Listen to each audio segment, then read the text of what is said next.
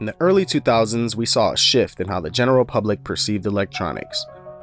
Gone were the days electronics were seen as tools for the tech-savvy or gadget enthusiast.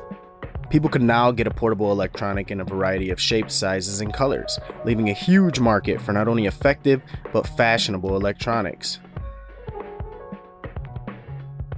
Gaming giant Nintendo, being fully aware of this increasing trend, tested the waters by offering a variety of colors and styles for their existing handheld console. With stylized consumer electronics reaching an all-time high, Nintendo decided to dive in with the 2005 release of the Game Boy Micro.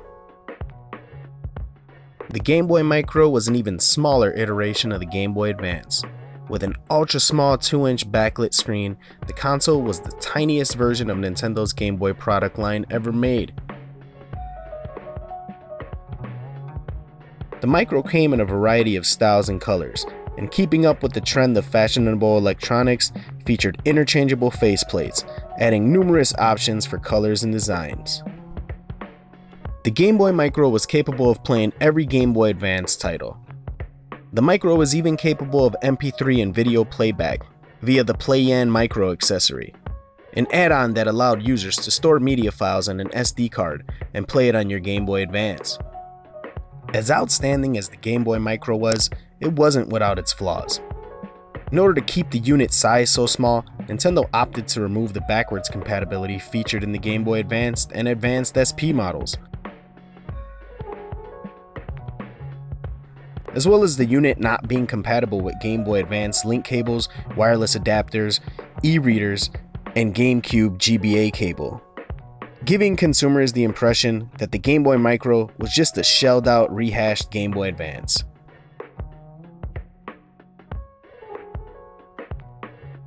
It also didn't help that the DS was already establishing itself as the new flagship Nintendo handheld, as well as the DS Lite being a year away from release.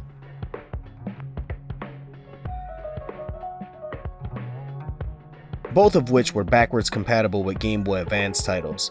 Most gamers viewed the Game Boy Micro as an unnecessary step backward.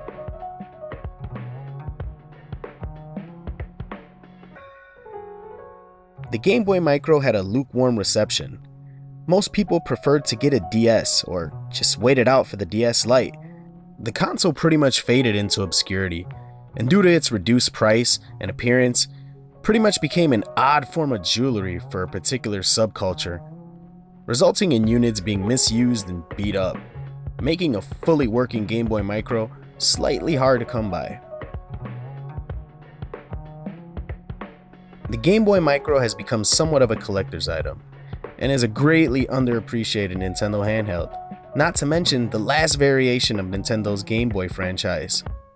One that if had been released a year or two earlier, I feel would have been met with tremendous success, but instead became the black sheep of the Game Boy family.